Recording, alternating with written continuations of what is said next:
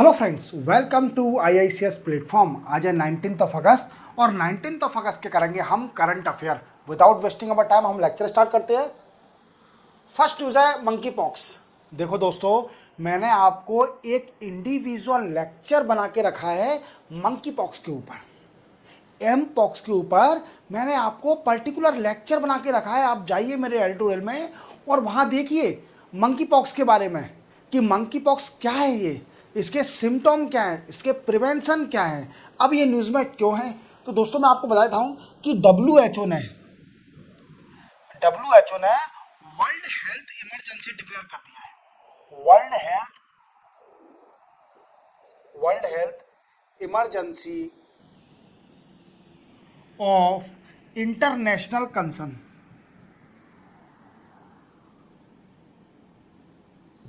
International concern कई सारी country में एमपॉक्स फैल रहा है।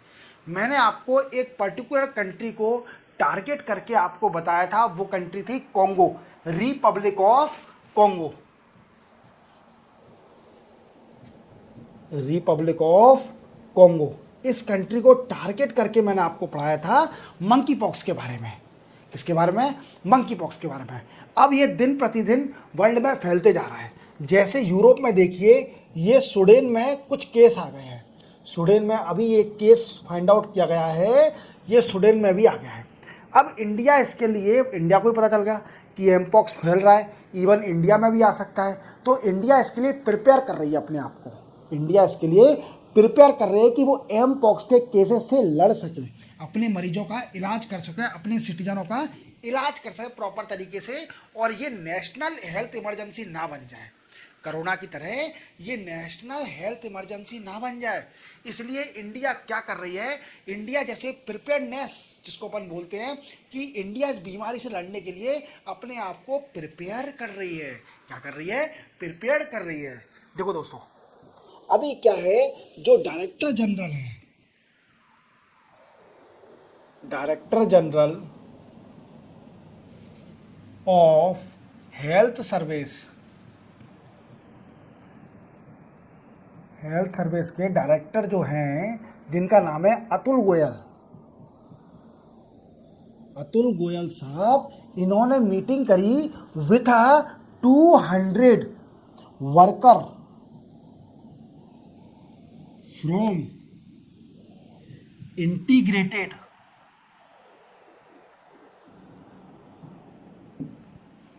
Disease control service unit in state and ports. अब देखो, आप जानते हो कि अभी इंडिया में इसके केस नहीं है। शायद ये भी हो सकता है कि रिपोर्ट ना हुए हों, केस हों पर रिपोर्ट नहीं हुए हों। ऐसा भी तो हो सकता है। इंडिया इतनी बड़ी कंट्री है, ऐसा तो हो नहीं सकता कि यहाँ पर रिपोर्ट ना हुए हों, क्योंकि अभी इंडिया में सबसे ज़्यादा रिमिटेंस आता है और सबसे ज़्यादा लोग बाग जो इंडिया के हैं पर्सन सिटीजन, वो विदेश में रहते हैं, कई सारी जॉब करते हैं, या उनको बीमारी आएगी तो वो डेफिनेटली आएंगे। तो क्या कर रही है कि हेल्थ जो सर्विस है, जो बड़े बड़े DG हैं, बड़े बड़े डॉक्टर हैं, वो कंसल्ट कर रहे हैं to control the future situation of the mpox spreading nation में एमपॉक्स स्प्रेड हो सकता है। इस कारणवश वो मीटिंग कर रहे हैं, प्रिपेयर कर रहे हैं अपने आप को कि हम कैसे लड़ेंगे इस बीमारी से। और पोर्ट जितने भी integrated disease control surveillance unit हैं, उनसे भी डिस्कस किया जा रहा है वर्करों से कि आप स्टेट पर फोकस करो और पोर्ट पर और एयरपोर्ट पर भी इवन फोकस करा जाएगा, क्योंकि अधिकतर लोग बीमारियां दूसरे देश से लाकर हमारे देश में लाते हैं। क्लियर? अगर किसी भी पर्सन में एमपॉक्स की बीमारी दिखती है, उसके सिम्टम दिखते हैं, तो उसको जैसे ही क्वारंटाइन हमने किया था वैसे ही उसको क्वारंटाइन किया जाएगा। समझ रहे हो मेरी बात को? और अगर एमपॉक्स के बारे में और डिटेल में जानना है तो आप मेरे करंट अफेयर के विषय एडिटोरियल के जाइए, एडिटोरियल में जिसमें प्लेलिस्ट के अंदर, वहाँ पर मंकी पॉक्स के बारे में एक इंडिविजुअल वीडियो बना के रखा है मैंने। अभी प्रीवियसली आप देखिए, एक दो दिन पहले JP नड्डा साहब ने, जो कि हेल्थ मिनिस्टर है, यूनियन हेल्थ मिनिस्टर, उन्होंने भी इन्फॉर्म किया था कि प्रिपेयर रहिए एमपॉक्स के लिए, विदेश जो फॉरेन में ये बड़ा फैल रहा है। कॉन्गो से मैंने आपको स्टार्ट किया था, मैंने ये चीज़ आपको 2 महीने पहले ही पढ़ा दी है। मंकी पॉक्स के बारे में मैंने आपको 2 महीने पहले ही वीडियो बना दिया। तो आप जाइए और मंकी पॉक्स के बारे में देखिए वीडियो, प्लेलिस्ट में जाइए, एड्रो में जाइए। अगर ज़्यादा ही दिक्कत है आपको जाने में तो मेरे डिटेल, इस वीडियो के डिटेल में जाइए, वहाँ लिंक दे देता हूँ मैं मंकी पॉक्स की, जिससे आपको डायरेक्ट एक्सेस कर लोगे आप। चलते हैं नेक्स्ट न्यूज़ पर। नेक्स्ट न्यूज़ है मलेशिया पीएम अनवर इब्राहिम। अब देखो दोस्तों, आप मलेशिया में 3 लोगों को याद रखना बस। एक तो ये पीएम है जिनका नाम है अनवर इब्राहिम, दूसरे हैं former PM Mahathir Mohamad, Mahathir Mohamad, पूरी कहानी समझ में आ जाएगी, और तीसरे हैं जाकिर, जाकिर नेर। ठीक है, अब सुनो मेरी बात, ये दोनों इज्जत के लायक नहीं है। ठीक है, महातिर मोहम्मद और जाकिर नायक ये इज्जत के लायक नहीं है। इब्राहिम जो हमारे अनवर इब्राहिम मलेशिया के पीएम अभी नए बने हैं, वो रिस्पेक्ट देने लायक हैं। ये दोनों रिस्पेक्ट देने लायक नहीं है, ये तो बिल्कुल ही नहीं है। ये तो टेररिस्ट का दर्जा दे दो उसको। ये इसने इंडिया के खिलाफ इतना हेट स्पीच बोला है फ्रॉम द मलेशिया कि उसका कोई तोड़ नहीं है। इंडिया ने बोला कि तू बस एक बार आ जा इंडिया में। इंडियन सिटीजन होने के बावजूद भी ये मलेशिया गया था और मलेशिया की सिटीजन इसको मिल गई है, और इसको इंडिया कह रहा है कि तू एक बार आ जा बस। तू जितना भी हेट स्पीच करता है वीकेंड से, वो सब इंडिया निकाल देगी इसका। तो आप देखो, ये अब इंडिया आ गए आज। अनवर इब्राहिम, मैंने आपको बताया था कि मंडे को ये इंडिया आ रहे हैं, और इंडिया में आए हैं और इनकी मुलाकात होगी विद पीएम हमारे नरेंद्र मोदी साहब के साथ, और रिलेशन सुधरेंगे। अब अपन कहानी स्टार्ट करते हैं। क्या हुआ था दोस्तों कि ये जाकिर नायर है, तो जाकिर नायक ये एक क्या करता है कि हेट स्पीच देता है, इंडिया के खिलाफ हेट स्पीच देता है, और कुछ इलीगल एक्टिविटी जैसे मनी लॉन्ड्रिंग के केस भी इस पे हुए हैं। मनी लॉन्ड्रिंग के केस भी इसके ऊपर हुए हैं, और हेट स्पीच भी है, और मनी लॉन्ड्रिंग के भी केस इसके ऊपर हैं। अब क्या हुआ, इंडिया जब उस टाइम जिद कर रहा था, तब महातिर मोहम्मद जी पीएम थे वहाँ के। महातिर मोहम्मद जी पीएम थे वहाँ के, और महातिर मोहम्मद जी से इंडिया ने बोला कि आप इस आदमी को एक्स्ट्रेडिशन करिए, मीन्स हमारी कंट्री में भेजिए कैसे भी करके, इसको हमारी कंट्री में भेजिए, हम इसको सजा देना चाहते हैं, ये मनी लॉन्ड्रिंग कर रहा है, मनी लॉन्ड्रिंग केस है और हेट स्पीच है।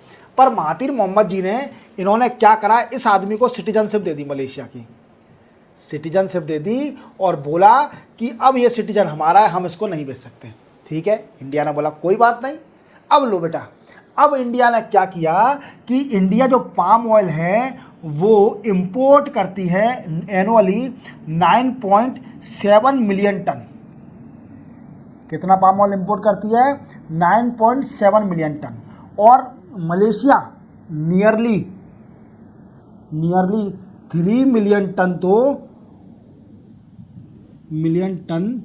तो सिर्फ ओनली मलेशिया देता है, एक्सपोर्ट करता है किसको? इंडिया को। इंडिया ने बोला कोई पाम ऑयल नहीं चाहिए हमें तुमसे कोई पाम ऑयल नहीं चाहिए। तुम जो हरकत फेंक रहे हो महातिर मोहम्मद साहब, तुमने जो करा है सिटीजनशिप, जाकिर नायक को सिटीजनशिप देकर, वो बहुत गलत किया है। क्या किया है? बहुत गलत किया है।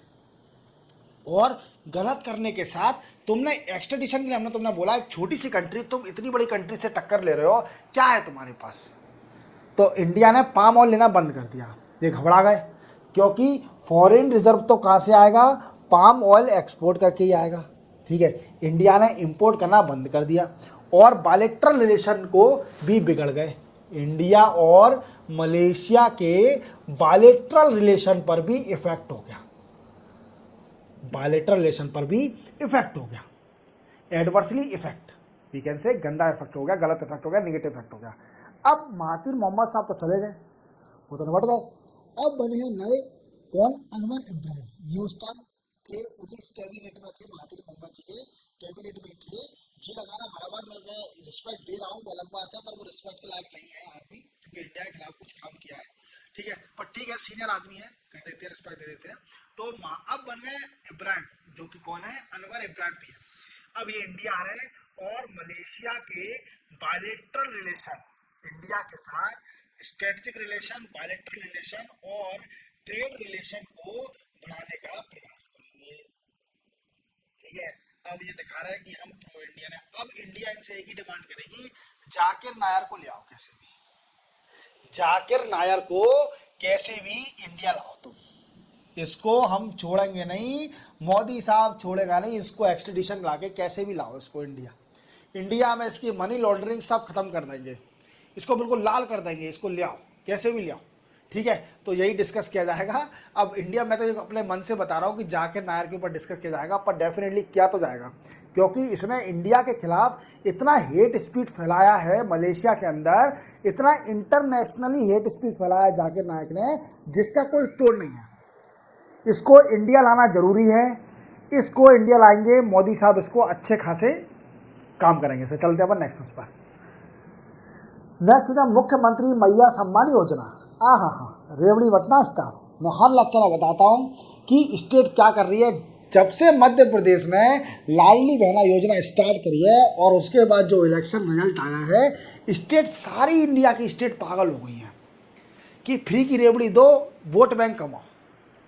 इवन महाराष्ट्र में भी देख लीजिए, अब झारखंड भी आ रहा है, झारखंड भी कूद गया।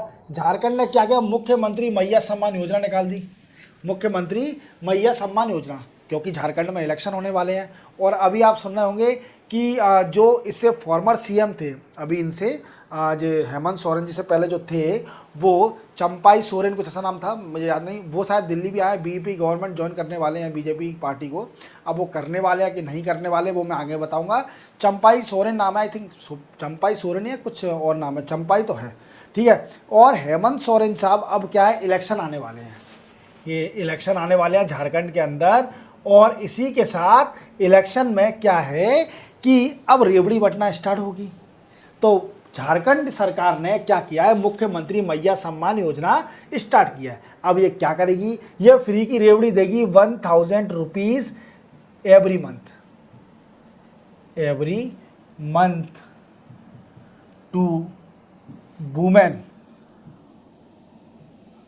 वुमेन्स लिविंग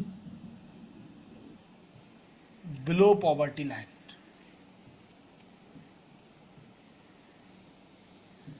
पॉवर्टी लाइन, ठीक है, जो महिला बिलो पॉवर्टी लाइन के बिलोंग करती है उसको झारखंड की सरकार 1000 रुपीज़ देगी हर महीने देगी। जैसे कि 1500 रुपये महाराष्ट्र में मिल रहे हैं, 1250 रुपये एमपी में मिल रहे हैं, और दिल्ली में भी एक स्कीम मैंने बताई थी, दिल्ली में भी स्टार्ट होने वाली है, और 1000 रुपये झारखंड में भी स्टार्ट हो गया है। ठीक है, तो देख लो आप, हर स्टेट में रेवड़ी बट रही है। और इसी के साथ इन्होंने एक और ऐलान कर दिया है कि farmer loan waiver means farmer के लोन की छूट मिलेगी, जो कि पहले 50,000 थी, उसको बढ़ाकर 2 लाख कर दिया है। 2 लाख तक किसान का लोन छूट कर दिया जाएगा। मींस मजे कर, 2 लाख छोड़ दिए बैंक ने। तो झारखंड सरकार वोट कमाने के लिए कितना कर रही है। झारखंड मुक्ति मोर्चा, याद रखना एक और बात, ये पार्टी कौन सी है, झारखंड मुक्ति मोर्चा, और ये हेमंत सोरेन इसके हेड हैं। कौन है, हेमंत सोरेन। तो जो कौन सी पार्टी है, झारखंड मुक्ति मोर्चा, ये एक रीजनल पार्टी है। क्या दोस्तों, it is a regional party. और हेमंत सोरेन जेल से आते ही इन्होंने, जो चंपाई थे सीएम बने थे जब ये जेल गए थे, उनको हटा के सीधे सीएम बने। और अब इलेक्शन होने वाले हैं, क्योंकि इन्हें काम तो कुछ, जेल गए तो कुछ नाम तो बदनाम हुआ है, इमेज का डिस्ट्रक्शन तो हुआ है, डिस्ट्रॉयमेंट।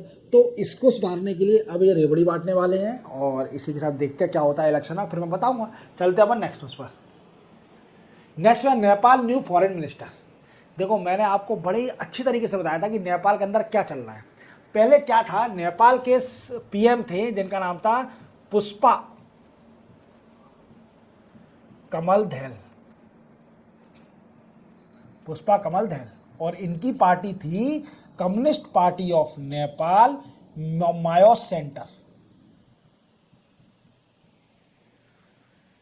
क्लियर, पुष्पा कमल दहल ये वीकेंड से पीएम थे, ठीक है। और इनकी पार्टी को सपोर्ट किसका था, केपी शर्मा ओली साहब। और इनकी पार्टी थी Communist Party of Nepal, unified Marxist और लेनिस्ट, इनकी पार्टी थी। इनकी पार्टी केपी शर्मा ओली साहब थी। ठीक है, अब अपोजिशन पार्टी में कौन बैठा था? अपोजिशन पार्टी में बैठे थे शेर बहादुर दूबा। शेर बहादुर दूबा, और इनकी पार्टी थी नेपाली कांग्रेस। कौन सी पार्टी थी? नेपाली कांग्रेस। ये थे अपोजिशन में। किसमें थे? अपोजिशन में। क्या हुआ? पुष्पा कमल दहल जी ये कुछ काम तो कर रहे थे, इन्होंने एक बिल पास किया था, कह रहे थे ऐसा कि जो करप्शन की पूरी फाइल खोल देगा, जितने भी लीडर हैं उनकी फाइल खोल देगा। तो बोल रहे हैं इनकी पार्टी के लोग बाग ऐसा कि दो लोग डर गए, केपी शर्मा ओली साहब डर गए, और इन्होंने क्या किया, इससे टारअप कर लिया शेर बहादुर दूबा जी से, जो कि नेपाली कांग्रेस अपोजिशन पार्टी बैठी थी। और इनमें डील हुई कि हम नो कॉन्फिडेंस मोशन पास करेंगे, नो कॉन्फिडेंस मोशन पास करेंगे, वी कैन से जो हमारी जो भी संसद है, संसद में पास करेंगे, और उसके साथ साथ इनकी पार्टी गिर जाएगी। तो पुष्पा कमल दहल जी बोले कि पुष्पा कभी झुकेगा नहीं।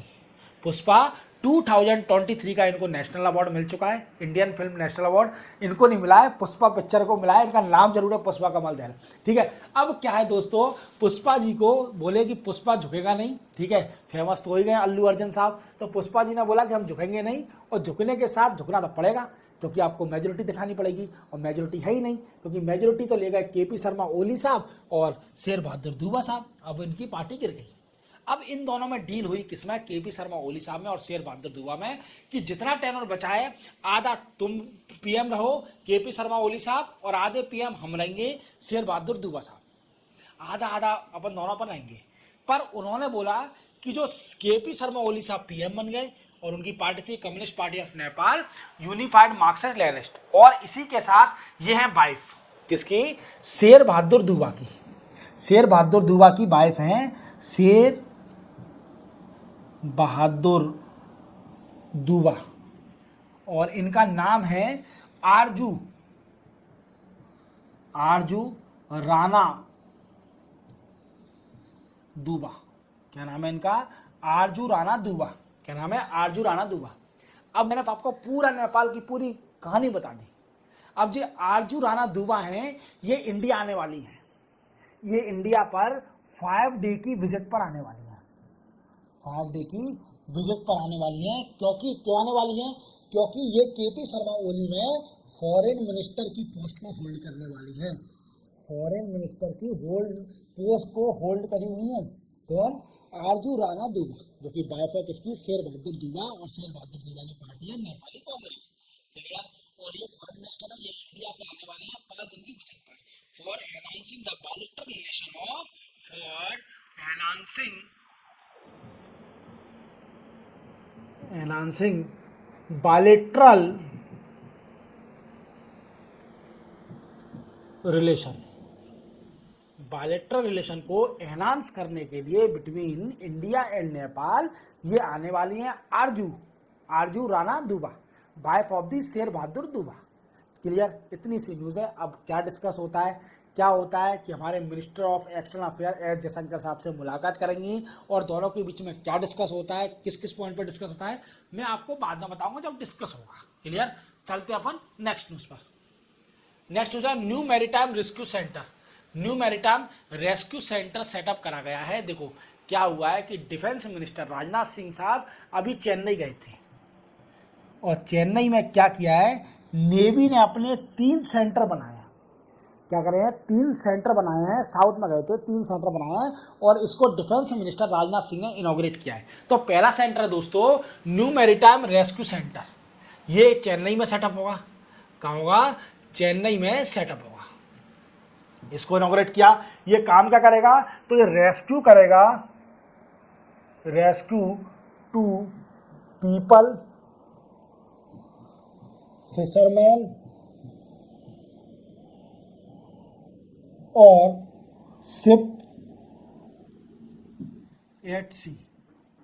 देखो रेस्क्यू रेस्क्यू वर्ड आ गया तो आप समझ गए होंगे, रेस्क्यू माने बचाने किसी चीज से। तो ये रेस्क्यू करेगा, रेस्क्यू काम करेगा इसका, इस सेंटर का, कि जो फिशरमैन है, जो भी शिप है, अगर फंस जाती है पानी के अंदर या ओशियन में, तो ये इसको रेस्क्यू करेगा। क्लियर? ये सेंटर।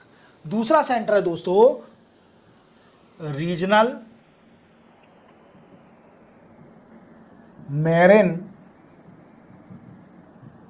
पॉल्यूशन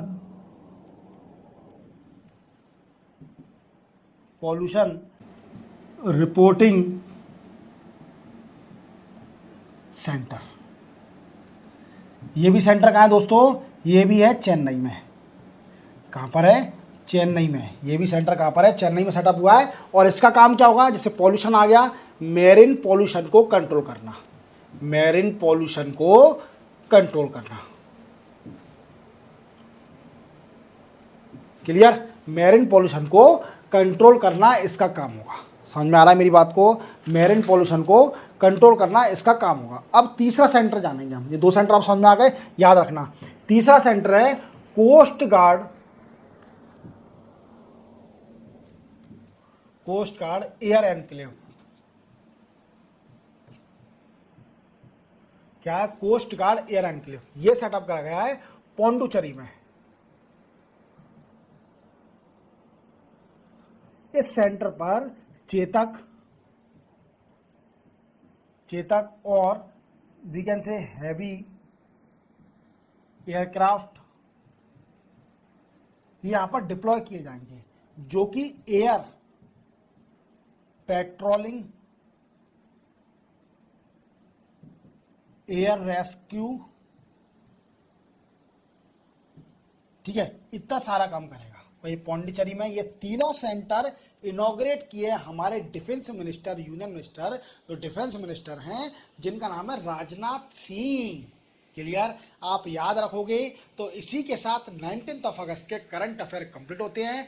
चैनल को सब्सक्राइब और बेल आइकन प्रेस करना ना भूलना। मिलते हैं हम कल 20 अगस्त को नए करंट अफेयर के साथ। तब तक के लिए जय हिंद।